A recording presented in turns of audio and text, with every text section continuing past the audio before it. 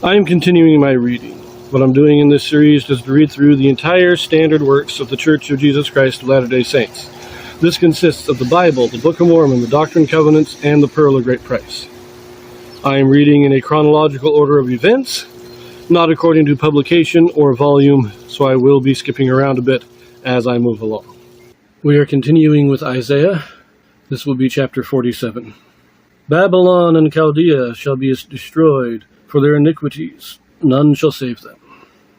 Come down and sit in the dust, O virgin daughter of Babylon. Sit on the ground. There is no throne, O daughter of the Chaldeans, for thou shalt no more be called tender and delicate.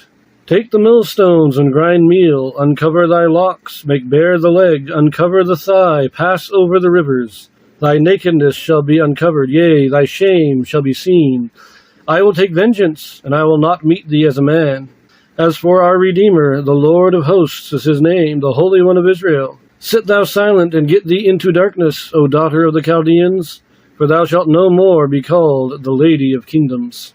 I was wroth with my people. I have polluted mine inheritance, and given them into thine hand. Thou didst shew them no mercy. Upon the ancient hast thou very heavily laid thy yoke. And thou saidst, I shall be a lady forever. So that thou didst not lay these things to thy heart, neither didst remember the latter end of it. Now therefore hear this, thou that art given to pleasures, that dwellest carelessly, that sayest in thine heart, I am, and none else beside me. I shall not sit as a widow, neither shall I know the loss of children. But these two things shall come to thee in a moment, in one day, the loss of children and widowhood. They shall come upon thee in their perfection for the multitude of thy sorceries, and for the great abundance of thine enchantments. For thou hast trusted in thy wickedness. Thou hast said, None seeth me. Thy wisdom and thy knowledge, it hath perverted thee. And thou hast said in thine heart, I am, and none else beside me. Therefore shall evil come upon thee. Thou shalt not know from whence it riseth, and mischief shall fall upon thee. Thou shalt not be able to put it off. And desolation shall come upon thee suddenly, which thou shalt not know. Stand now with thine enchantments, and with the multitude of thy sorceries, wherein thou hast labored from thy youth. If so be, thou shalt be able to profit. If so be, thou mayest prevail. Thou art wearied in the multitude of thy counsels.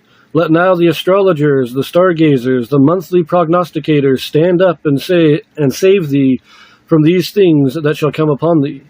Behold, they shall be as stubble. The fire shall burn them. They shall not deliver themselves from the power of the flame. There shall not be a coal to warm at, nor fire to sit before it. Thus shall they be unto thee with whom thou hast labored, even thy merchants from thy youth. They shall wander every one to his quarter. None shall save thee. A basic condemnation of Babylon. The main issue with Babylon seems to be their enchantments and sorceries and divinations, stargaze. Instead of looking to God, they're doing all of these rituals and, the wizards, the magic. They're basically invoking demons and devils instead of turning to God. And this is their main wickedness. Now, there are other... Babylon was not known for its righteousness. It had many things. But let us look at some of these footnotes.